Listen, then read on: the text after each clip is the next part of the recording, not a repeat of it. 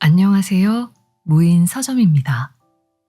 오늘은 모두가 기다리셨던 노벨 문학상을 수상하신 한강 작가님의 소설 회복하는 인간을 준비했습니다.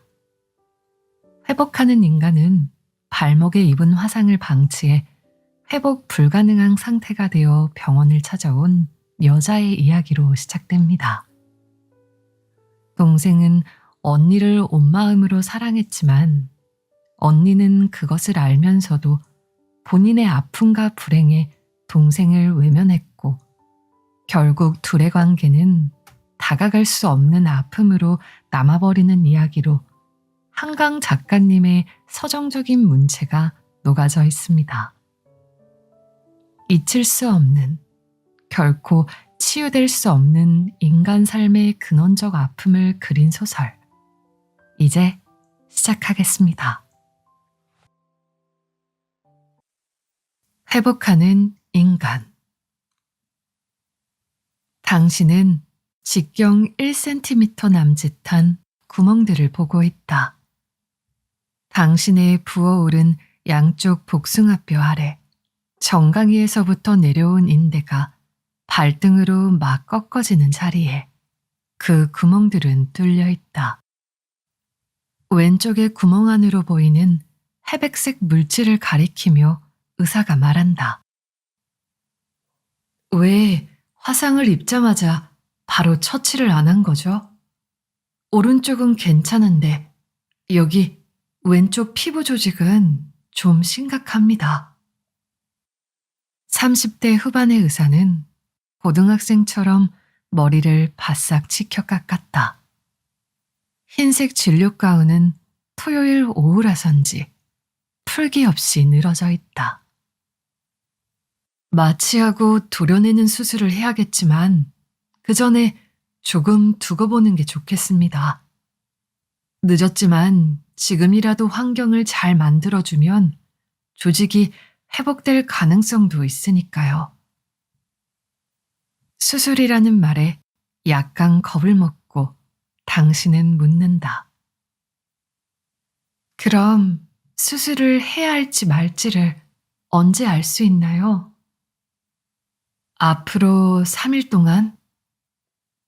의사는 달력에 눈길을 준다. 항생제 드시고 레이저 치료받으면서 지켜보기로 하지요. 의사의 군청색 만년필이 차트 위를 어지럽게 달리는 것을 당신은 물끄러미 바라본다. 당신에 대한 의사의 태도는 담담하고 차갑다. 도대체 닷새 전에 화상을 입고도 아무런 조치도 취하지 않다가 세균 감염이 되어 찾아온 환자를 이해하지 못하는 눈치다. 드레싱을 한 부위들이 그대로 노출된 채 당신은 절름절름 진료실을 나온다.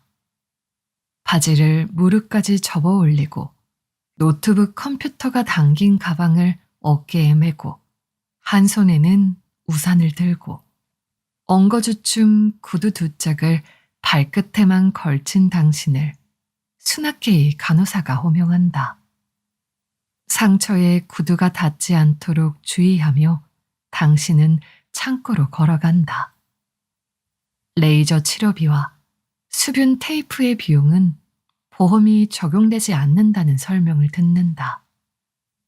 계산을 마치고 처방전을 받아든 뒤 계속해서 구두 두 짝을 발끝으로만 끌고 걷는 묘기 끝에 통로 끝에 레이저 치료실 앞에 다다른다. 저 드레싱을 다시 해주셔야 하지 않을까요? 방금 우산을 든 사람들 사이를 통과해온 당신이 묻는다. 앳된 간호사는 별일 아니라는 듯 대답한다. 의사 선생님이 드레싱 해주셨잖아요. 레이저도 소독하는 거니까 걱정 마세요. 당신은 진료용 침대 위에 두 발을 올려놓는다. 탁상용 3파장 스탠드를 10배쯤으로 확대해 놓은 듯한 모습의 레이저 치료기가 그물 같은 붉은 광선을 쏘기 시작한다.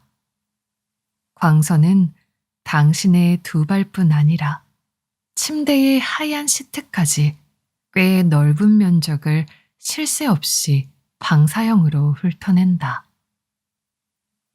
눈 나빠지니까 들여다보지 마세요. 나무라며 나가는 간호사의 말을 아랑곳하지 않은 채 당신은 왼쪽 복사뼈 아래의 구멍을 들여다본다. 회백색으로 환홍된 조직 위로 꿈틀거리는 붉은 핏줄들 같은 광선의 움직임에서 눈을 떼지 못한다. 늦가을 토요일 오후의 인파가 병원 앞 내거리에 술렁이고 있다. 오전에 내렸던 비는 완전히 그쳤다. 짧은 모직 치마에 레깅스 차림의 젊은 여자들. 농구공과 콜라캔을 들고 교복 셔츠 소매를 걷어 올린 고교생들이 당신의 몸을 바싹 스쳐 지나간다. 그들의 몸에서 진한 향수와 땀 냄새가 풍긴다.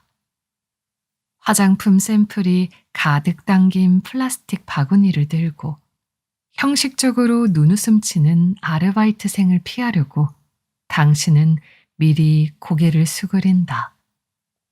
공사 중인 지하도로 빠르게 걸어 내려간다. 휴대폰을 할인 판매하는 지하 매장을 지나친다. 끝나지 않을 것 같은 계단들을 밟아 올라간다. 당신은 자꾸 잊어버린다. 방금 전까지 당신이 어디 있었는지, 무슨 치료를 받았는지, 지금은 어디를 향해 걷고 있는 건지 잊는다. 지하도 출구를 빠져나오자 당신은 걸음을 멈춘다. 활짝 문이 열린 전자제품 매장에서 쏟아져 나오는 음악의 비트. 쉬지 않고 아스팔트를 뚫어대는 기계들의 먹먹한 소음에 넋을 빼앗긴다. 문득 정신을 차리고 처방받은 항생제가 노트북 가방 앞주머니에 잘 들어 있는지 손끝으로 더듬어 확인한다.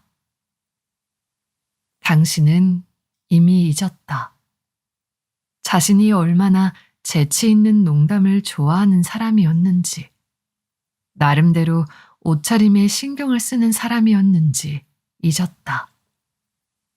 작은 키 때문에 늘 굽이 있는 단화를 신고 자유스러운 밝은색 옷을 걸치고 흰색과 노란색 계열의 스카프를 두르고 눈꼬리가 살짝 처진 눈엔 언제나 어렴풋한 장난기가 어려 있었던 것을.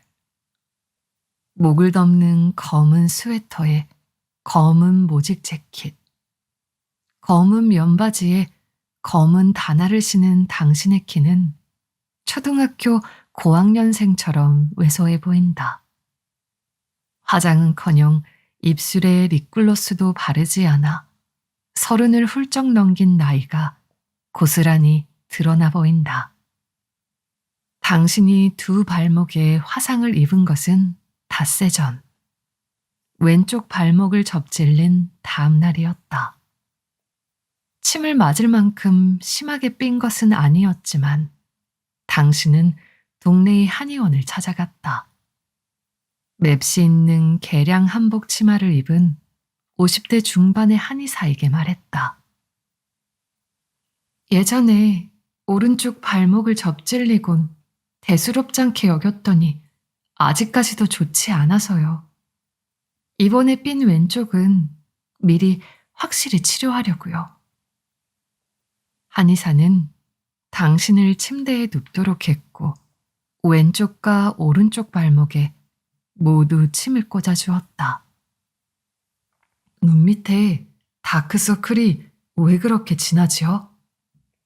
당신은 덤덤하게 대답했다. 피곤해서요. 발목은 어쩌다 삐었나요? 산에 갔다가 한의사는 침을 꽂은 자리에 붉은 적용등을 쬐어주고는 간호사를 불렀다. 간호사가 뜸을 뜰 거예요. 쌀알만큼 쑥을 뭉쳐서 이 자리에 뜨면 만성이 된 통증까지 나아집니다. 한의사는 플러스펜을 꺼내 들고는 당신의 양쪽 복숭아뼈 아래의 인대에 굵은 점을 찍어 뜸자리를 표시했다. 직접 굴어서 뜨거워요. 그래도 잠깐이니까 괜찮겠죠? 별다른 의심 없이 당신은 네라고 대답했다. 살까지 탈 때까지 불붙은 쑥덩이를 얹어두는 뜸을 직접 구라고 부른다는 것을 당신은 그날 처음 알았다. 참으려고 했지만 당신은 비명을 질렀다. 상냥한 형리 같은 간호사는 괜찮아요. 금방 끝나요 하고 당신을 달랬다. 왼쪽 발목까지 살까지 타는 동안 당신은 계속 소리를 냈고 자신의 목구멍에서 나오는 소리가 당신의 언니의 그것과 똑같이 닮아 있다는 사실을 문득 깨달았다.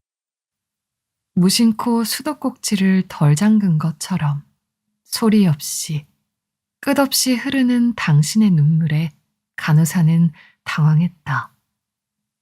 당신이 더듬더듬 양말을 신고 구두를 끼워 신고 카드로 진료비를 계산하고 한의원을 나와 엘리베이터를 향해 걸어갈 때까지도 눈물은 멈추지 않았다. 한의원에 다녀온 다음 날부터 당신은 일에 몰두했다. 예정에 없이 나흘을 쉰 뒤였으므로 일은 몹시 밀려 있었다. 당신은 비몽사몽간에 이를 닦았고 5분 만에 급하게 샤워를 했고 머리를 말릴 틈도 없이 기획회의에 늦지 않기 위해 버스 정류장으로 달려갔다. 언제 메인보드가 날아가 버릴지 모를 2kg짜리 낡은 노트북을 양 어깨에 둘러매고 도서관과 카페를 전전하며 라디오 대본을 썼다. 눈이 떠지지 않을 때마다 커피를 마셨고 뜨겁게 달아오른 휴대폰을 붙들고 게스트를 섭외했고 녹화 시간 내내 스튜디오의 컴퓨터 앞을 떠나지 않으며 방송을 챙겼다.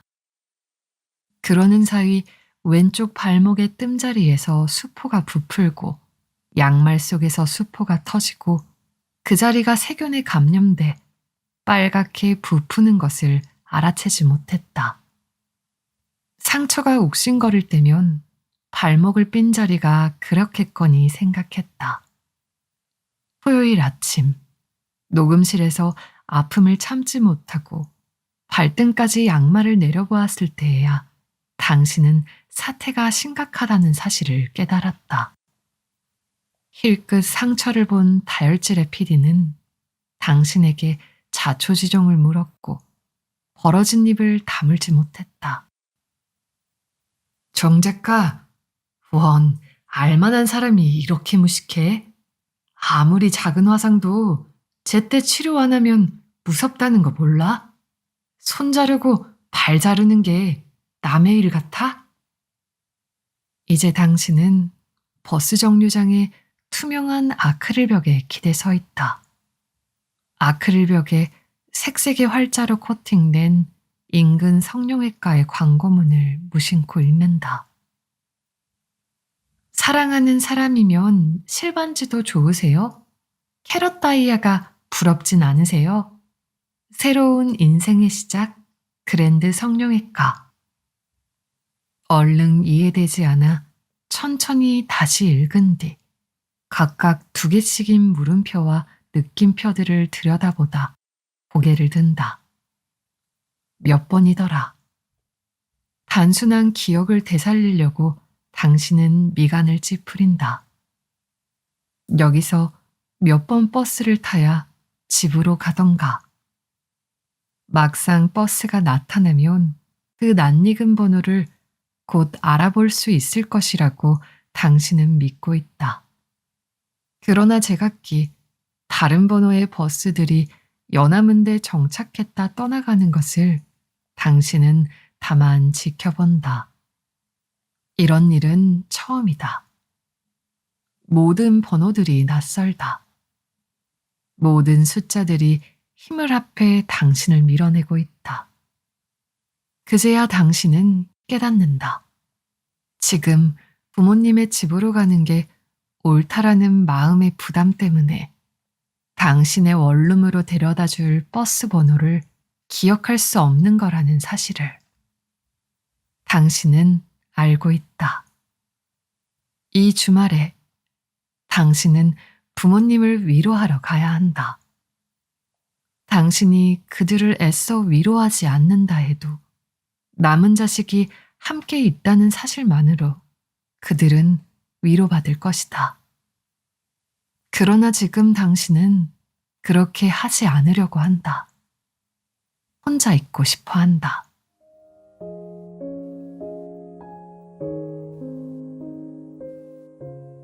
당신의 언니가 투병하던 마지막 3개월 동안 당신은 그녀를 거의 만나지 못했다. 그녀가 당신을 만나기를 원하지 않았기 때문이다. 물론 그것은 당신과 그녀가 이미 오래전부터 소원한 사이였기 때문이었다.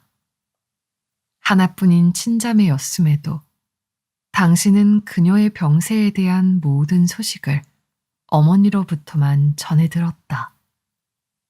당신의 언니는 눈에 띄게 후리후리한 키에 뚜렷한 이목구비를 가졌다. 사람들은 평범한 외모의 당신이 언니에게 열등감을 가지고 성장했을 거라고 짐작했지만 그건 사실이 아니었다. 열등감을 가졌던 쪽은 당신의 언니였다. 당신이 이해할 수 없었던 점은 그녀가 질투한 것들이 어김없이 당신의 결점들이었다는 사실이었다. 당신이 고지식하고 고집이 센 것을, 그래서 신통찮은 전공을 택한 것을, 30을 넘기도록 제대로 된 연애 한번 해보지 못한 것을, 부모와 특히 아버지와 관계가 좋지 않아 경제적 도움을 거의 받지 못한 것을, 그래저래 그 나이 먹도록 원룸 월세를 내며 불안정하게 살고 있는 것을 그녀는 질투했다. 그녀 자신은 견실한 사업체를 가진 8살 연상의 잘생긴 형부와 결혼했고 거실에서 강이 내려다 보이는 아파트에서 살았고 먼 나라의 왕실에서나 사용할 법한 식기들을 장식장에 진열해 두었지만 마치 냄새가 싫은 음식을 꺼리듯 자신의 인생을 멀리하는 것처럼 보였다. 언젠가 당신은 스스로에게 물은 적이 있었다. 어디서부터 무엇이 잘못되었는지, 당신과 언니, 둘 가운데 누가 더 차가운 사람이었는지, 당신이 대학 1학년, 당신의 언니는 졸업반이었을 때였다. 종강한 직후였으니 12월 둘째 주나 셋째 주 월요일이었다. 나랑 같이 어디 좀 가자고 아침에 그녀가 말했을 때 당신은 물었다. 어딜? 병원에. 어디가 아프냐고 당신이 묻자 그녀는 말했다. 그냥 따라만 오라고. 금방이라도 눈발이 쏟아질 것 같은 오전이었다. 그녀가 소파 수술을 마치고 나올 때까지 당신은 대기실에 앉아 두 주먹을 움켜쥐고 있었다. 수술실에서 나온 그녀를 당신이 멈칫멈칫 부축하려고 하자 그녀는 짜증을 냈다. 병원을 나와 당신이 택시를 잡자 그녀는 뒷좌석으로 들어가며 말했다. 나 좀 누울게. 넌 앞에 앉아. 막 눈발이 쏟아질 것 같던 하늘은 아직 한 점의 눈송이도 뱉어내지 않았다. 크리스마스가 가까운 거리는 붐볐다. 끝없이 붉은 미등을 켠 차들이 숨죽인 채 좌회전 신호를 기다리고 있었다. 당신은 앞좌석에서 여전히 두 주먹을 쥐고 있었고 이따금 뒷좌석에 웅크려 누운 언니를 돌아보았고 감기에 걸린 것처럼 목구멍이 따가웠다. 당신의 언니는 당신에게 아무것도 당부할 필요가 없었다. 당신이 그 비밀을 언제까지나 부모는 물론 누구에게도 발설하지 않고 끝까지 짊어질 유일한 사람이라는 것을 알고 있었기 때문이다. 그럴 수 있을 만큼 온 힘을 다해 그녀를 사랑하고 있다는 것을 잘 알았기 때문이다. 그것을 알면서도 당신의 언니는 그날 이후 당신을 더 이상 사랑하지 않았다. 당신과 말을 섞으려 하지 않았고 눈조차 제대로 맞추려 하지 않았다. 그 후 수년간 당신은 그녀의 마음을 다시 얻기 위해 애썼지만 어떤 노력도 부질없다는 사실을 깨달은 한순간 그녀에게서 돌아섰다.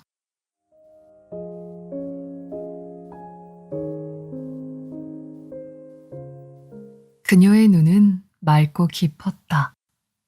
목이 길고 쇄골이 가날폈다. 손톱과 발톱은 사철 곱게 손질되었고 여름날이면 샌들의 가죽끈 사이로 드러난 작은 발이 아련했다. 당신이 대학에 합격했을 때 그녀는 당신을 괜찮은 레스토랑에 데려갔다. 나이프와 포크 쓰는 법을 알려주고는 조그만 하트 모양의 18K 펜던트를 선물했다. 이렇게 줄이 짧은 목걸이는 꼭 금이어야 한다며 그녀는 진지하게 충고했다. 은이나 구리 같은 건 안 돼. 스스로 값을 떨어뜨리는 거야. 활짝 웃으며 그녀는 말을 이었다. 우리 집 여자들은 눈꺼풀이 얇아서 쌍꺼풀 수술은 안 해도 돼. 그런데 너는 앞트임 정도는 하는 게 좋겠다. 훨씬 눈매가 시원해질 것 같아. 레스토랑을 나온 당신은 그녀가 이끄는 대로 알만한 브랜드의 상점들을 순례했지만 끝내 그녀가 권하는 옷을 사지 않아 그녀를 서운하게 만들었다. 비스듬히 세워져 다리가 유난히 길어 보이는 전면 거울 속에서 그녀가 선물한 조그만 펜던트가 당신의 목 위로 반짝였다. 당신은 계속해서 고개를 흔들며 아니야 라고 말했다. 이런 건 내 취향이 아니라니까. 그 해가 지나가기 전에 당신은 늦은 밤 그녀의 방에서 물었다.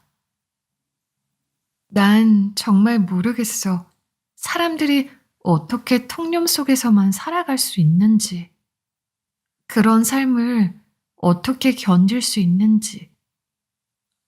당신에게 등을 돌린 채 화장을 지우고 있던 그녀의 얼굴이 거울 속에서 얼핏 어두워졌다. 거울을 통해 당신의 눈을 마주보며 그녀는 대꾸했다. 그렇게 생각하니? 하지만 그럴 수 있어서 다행이라고 생각하는 사람들도 있지 않을까? 통념 뒤에 숨을 수 있어서. 그때 당신은 그녀를 이해한다고 느꼈다. 여러 겹 얇고 흰 커튼 속의 형상을 짐작하듯 어렴풋하게. 그녀는 아무것도 모르는 여자애가 아니었다. 다만 가장 안전한 곳, 거북과 달팽이들의 고요한 껍데기집, 사가 속의 깊고 단단한 씨방 같은 장소를 원하는 것뿐이었다. 그녀가 아이를 갖기 위해 10년 가까이 쏟아부은 노력들을 당신은 어머니로부터 낱낱이 들어 알고 있었다. 한방병원에서 지은 고가의 탕약들, 배꼽 아래에 흉이 생길 때까지 받았다는 쑥뜸 치료, 불임 시술을 위한 검사들, 초조하게 시술 날짜를 기다리던 시간, 잔혹하게 반복된 계류 유산. 가족 모임에 당신이 나타나면 그녀의 얼굴이 어두워진다는 것을 아는 사람은 당신뿐이었다. 활짝 미소를 지은 채로 당신은 당신의 언니를 사랑하지 않으려 했었다. 낯선 여자를 바라보듯 그녀를 보려 했었다. 그녀가 웃을 때면 장난꾸러기처럼 찡그려지는 콧장등을 다정하게 바라보지 않으려 했었다. 유년 시절을 함께 보낸 혈육을 향해서만 느낄 수 있는 이루 말할 수 없는 친숙한 감정을 당신의 내부에서 깨우지 않기 위해 했었다. 당신의 마음을 최대한 차갑게, 더 단단하게 얼리기 위해 했었다. 당신은 졸기 시작한다.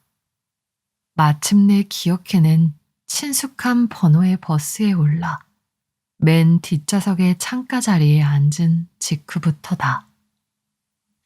가장 막히는 구간을 따라 마을버스가 당신을 방을 향해 흘러가는 동안 정류장을 알리는 안내방송과 요란한 지역 광고 멘트가 수차례 커다랗게 흘러나오는 동안 당신은 부끄러운 줄도 모르고 존다.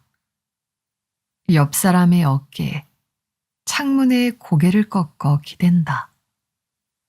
자세 때문에 목이 끊어질 듯 아프다. 차라리 깨어버리면 좋으련만 눈을 뜨려 할 때마다 인정사정 없이 눈꺼풀이 밀려 내려온다. 마침내 입가에 침까지 흘리며 당신은 존다. 수차례 커다란 소리를 내며 창문에 이마를 부딪힌다. 당신은 손을 들어 입가를 닦아낸다. 무디디 무딘 눈꺼풀을 치튼다. 다시 눈꺼풀이 밀려 내려온다.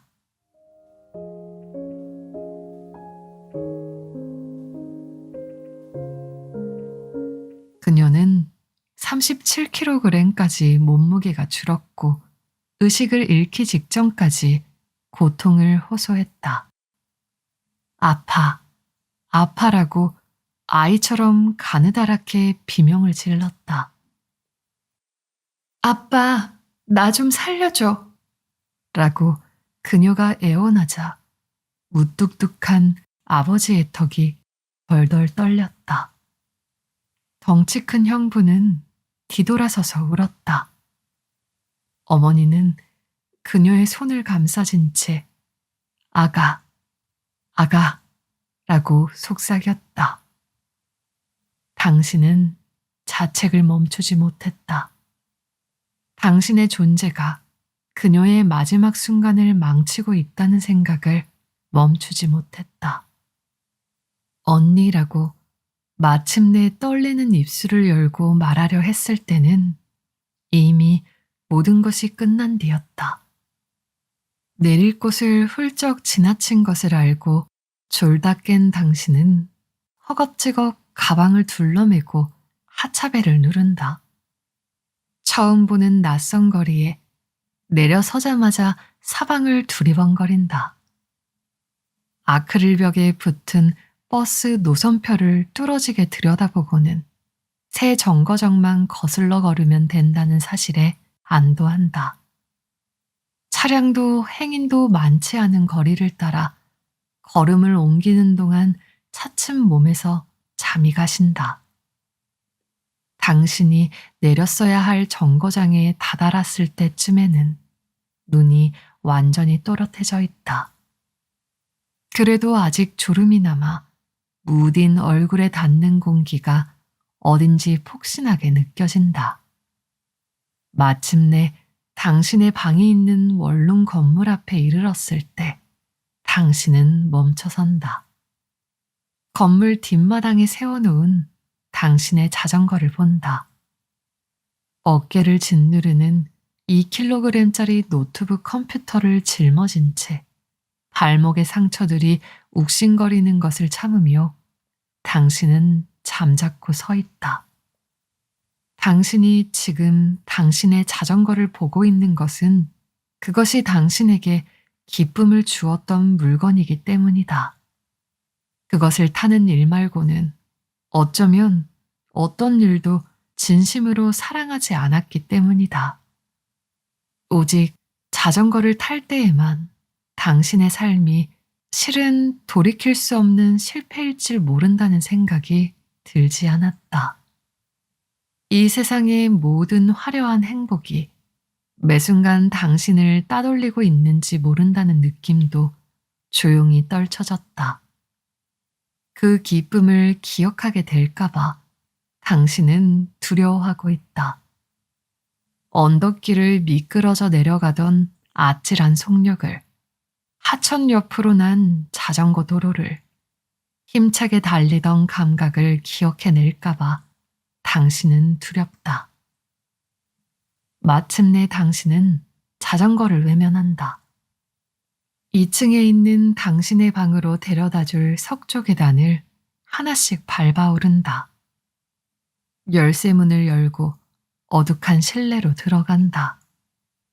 노트북이 든 가방을 현관에 내려놓는다. 구두를 벗지 않은 채 차가운 장판 바닥에 걸터앉고는 그대로 길게 몸을 눕힌다. 당신의 언니는 자신을 태우지 말고 땅에 묻어달라고 형부에게 말했다고 했다. 그것이 얼마나 그녀다운 유언인지 당신은 알고 있었다. 어린 시절 죽었던 사람이 관 속에서 되살아나는 허술한 리얼리티 드라마를 텔레비전으로 보며 그녀는 당신에게 소곤소곤 말한 적이 있었다. 세상에 얼마나 다행이니? 화장해버렸음 저 사람 어쩔 뻔했니?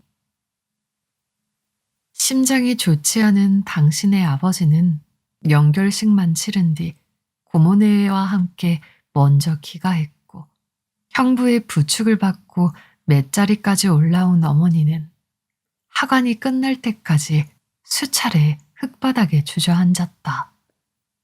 어머니를 부축해 내려오다가 당신은 호되게 발목을 삐었고 신음을 삼켰고 그따위의 일은 아무도 알아채지 못하게 했다. 일주일, 바닥에 누운 채로 당신은 소리내어 중얼거린다. 이제 일주일이 지났을 뿐이다. 당신의 구두 속에서 회백색 구멍들이 욱신거린다. 불을 넣지 않은 장판이 당신의 등과 어깨에 얼음처럼 차갑다. 그러니까 이제 일주일이 지났을 뿐이다. 이틀 뒤 두 번째로, 이틀이 더 지나 세 번째로 다시 당신의 의사에게 그 상처들을 보여주리라는 것을 당신은 지금 모른다. 하루만 더 지켜보죠. 라고 의사가 말하리라는 것을 모른다. 인대, 근육, 신경이 다 모여 있는 곳이라서 가능하면 수술을 하지 않는 게 좋습니다. 당신이 다시 구두를 앞코로만 끌고 걷는 묘기를 해 수납을 하리라는 것을, 오후 6시가 지나 야간 진료비가 추가되리라는 것을 당신은 모른다. 붉은 거미줄 같은 레이저 광선이 훑고 지나가는 왼쪽 발목의 구멍을 다시 들여다보리라는 것을 모른다. 죽어있는 회백색의 피부 조직을 보며 드레싱을 할 때 왼쪽은 아팠지만 오른쪽은 오히려 아프지 않았던 걸 기억하리라는 것을 모른다. 아마 신경이 죽어버린 모양이지 생각하리라는 것을 모른다. 수술을 하면 이 죽은 부분을 도려내는 거겠지. 가장자리 생살에서 피가 흐르겠지. 그따위라고 생각하며 당신이 마른 눈을 깜빡이리라는 것을 모른다. 그 어떤 앞일도 알지 못한 채 당신은 차가운 바닥에 누워 생각한다. 그 전에 꼭 한번 자전거를 탄다면 제일까. 당신은 천천히 몸을 일으켜 앉는다. 구두를 벗고는 때 묻은 흰 운동화를 신장에서 꺼내 느슨하게 끈을 풀어 신는다. 다시 석조 계단을 밟아 내려가 원룸 건물의 그늘진 마당으로 침착하게 걸음을 옮긴다. 낡은 차양 아래 세워진 자전거의 체인을 푼다. 지난 이태 동안 부지런히 타온 자전거다. 비가 퍼붓는 여름날에도 타고 나가곤 했기 때문에 그때그때 마른 수건으로 닦아주고 비닐을 씌워 두었는데도 구석구석 녹슨 데가 있다. 당신은 오른발로 툭툭 쳐서 받침대를 올린 뒤 자전거를 끌고 골목으로 나간다. 당신은 안장에 몸을 싣는다. 페달에 오른발을 얹는다. 왼발 끝으로 땅을 구른다. 비탈진 골목길을 미끄러져 가기 시작한다. 골목의 끝과 1차선 도로가 만나는 곳에 주유소가 있다.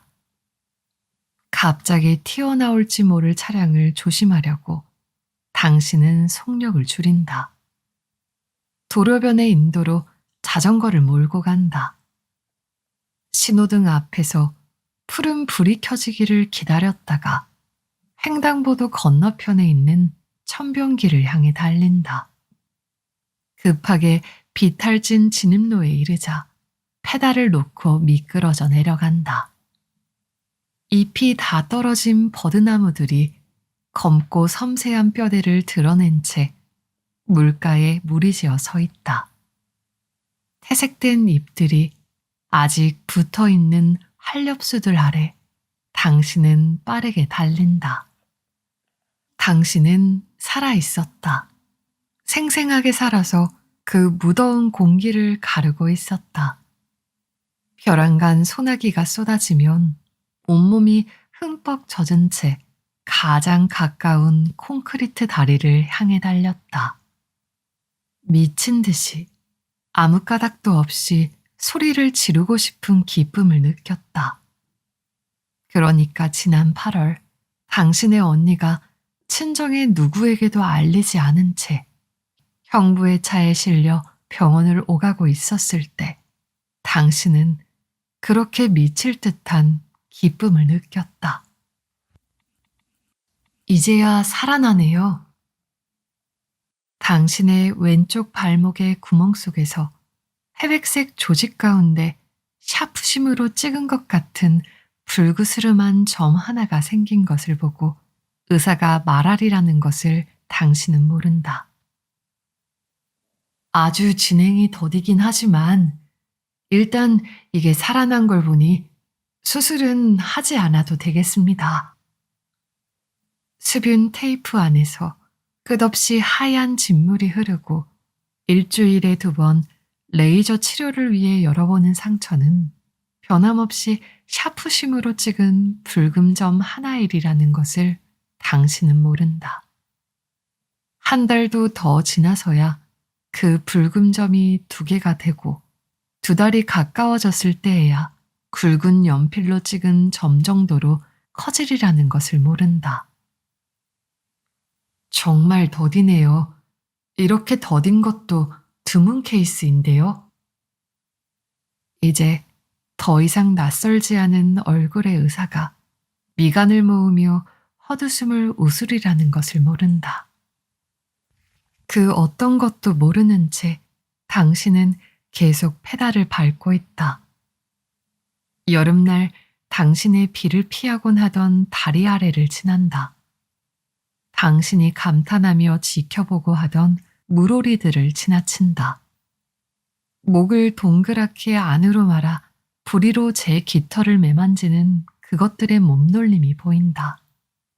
물 위로 평평하게 드러난 바위에 밝은 주황색 발을 올려놓고 몸을 말리는 녀석들이 보인다.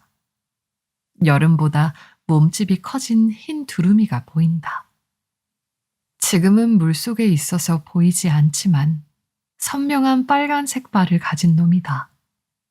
더 페달을 밟았을 때 당신은 본다. 늙은 회색 외가리 한 마리가 꼼짝 않고 물 가운데 서서 먼 곳을 바라보고 있다.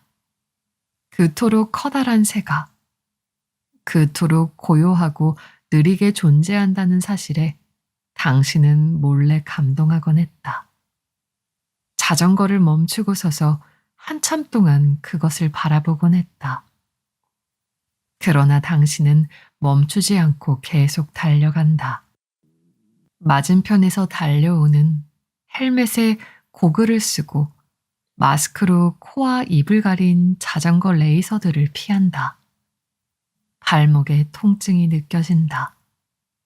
삐었기 때문인지 화상 때문인지 분명하지 않다. 어쨌거나 더 달릴 것이라고 당신은 생각한다. 당신이 기쁨을 두려워한 것은 불필요한 일이었다. 당신은 기쁨을 느끼지 않았다. 몇 개의 흉터가 당신의 몸에 남아있다. 9살 때 동네 꼬마들과 그네에서 멀리 뛰어내리기 시합을 하다 생긴 무릎의 흉터. 삐걱거리는 의자에 올라가 쪽창을 닫다가 의자에 나사가 빠지는 바람에 떨어져 생긴 정강이와 손등의 흉터. 중학생일 때 무작정 친구들을 초대해서는 끓는 기름에 만두를 넣다가 집게 손가락까지 담그는 바람에 생긴 화상 자국. 그녀에게도 흉터가 있었다.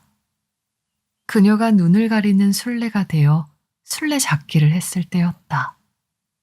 당신이 먼저 걸려 넘어진 의자 다리에 그녀가 뒤따라 걸려 넘어졌다.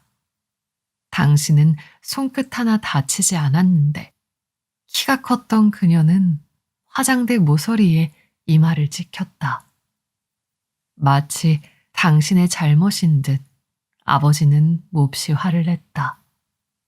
부드럽고 동그란 선을 그리며 살짝 튀어나온 그럴 수 없이 곱고 영특한 그녀의 이마에 생긴 흉터는 당신이 보기에도 흉한 것이었다. 여러 반을 꿰맨 자국을 가리기 위해 그녀는 그날 이후 언제나 앞머리를 풍성하게 내렸다. 그러나 바람이 불거나 할 때면 당신의 눈에만은 희끗한 자리가 보였다. 그녀가 그 봉합수술을 받는 동안 어린 당신은 눈이 빨개지도록 울었다. 아버지와 어머니가 모두 수술실에 함께 들어갔기 때문에 당신은 복도 의자에 혼자 앉아 있었고 그래서 더욱 무서웠던 것이다. 마침내 수술실에서 걸어 나온 그녀는 울먹이는 당신을 위로하려고 했다. 커다란 멸균가재와 반창고를 우스꽝스럽게 이마에 붙인 채 머뭇머뭇 반복해 말했다. 괜찮아. 진짜 금방 낫는데. 시간만 지나면 낫는데. 누구나 다 낫는데.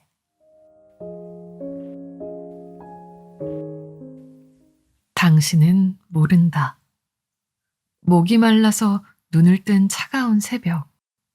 기억할 수 없는 꿈 때문에 흠뻑 젖은 눈두덩을 세면대 위에 거울 속으로 들여다보리라는 것을 모른다.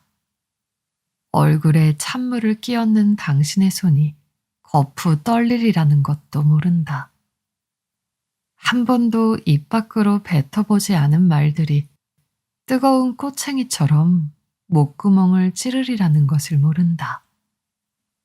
나도 앞이 보이지 않아. 항상 앞이 보이지 않았어. 버텼을 뿐이야.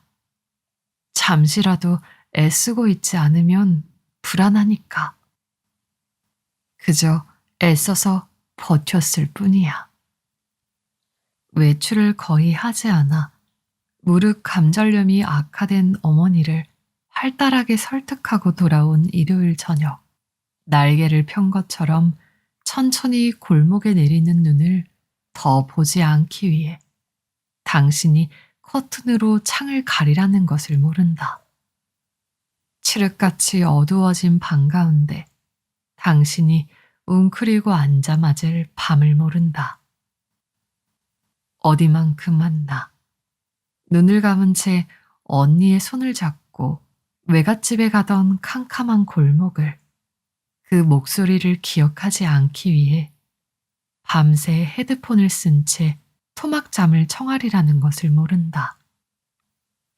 오래전 당신이 첫 월급을 타서 선물했던 스카프를 그녀가 포장도 뜯지 않은 채 말없이 돌려주었던 순간을 당신이 끈덕지게 되돌려 기억하게 되리라는 것을 모른다. 당신이 그녀에게서 영원히 돌아서리라 결심했던 순간, 그녀의 표정 없는 눈 속에 무엇이 들어있는지 결코 읽을 수 없었던 순간, 그때 당신은 어떻게 했어야 했을까? 당신 역시 무섭도록 차가운 사람이라는 사실을 놀라며 발견하는 대신 무엇을, 어떤 다른 방법을 찾아냈어야 했을까? 끈덕지고 뜨거운 그 질문들을 악물고 새벽까지 뒤척이리라는 것을 모른다. 그 모든 것을 알지 못한 채 지금 당신은 갈대밭 가장자리에 누워있다. 자전거는 천변의 바위 위로 나덩그라져 세차게 헛바퀴가 돌고 있다. 허공에서 떨어지는 순간 당신은 본능적으로 머리를 감싸쥐었다. 손과 팔꿈치의 피부가 벗겨진 게 분명하다. 땅에 부딪힌 어깨와 골반이 뻐근하게 아파온다. 이따위 라고 중얼거리며 당신은 축축한 흙 위에 누워있다. 회백색 구멍 속의 상처 따위는 이제 느껴지지 않는다. 흙이 들어간 오른쪽 눈이 쓰라리다. 이 모든 통각들이 너무 허약하다고 당신은 수차례 두 눈을 깜빡이며 생각한다. 지금 당신이 겪는 어떤 것으로부터도 회복되지 않게 해달라고. 차가운 흙이 더 차가워져 얼굴과 온몸이 딱딱하게 얼어붙게 해달라고. 제발 다시 이곳에서 몸을 일으키지 않게 해달라고. 당신은 누구를 향한 것도 아닌 기도를 입속으로 중얼거리고 또 중얼거린다.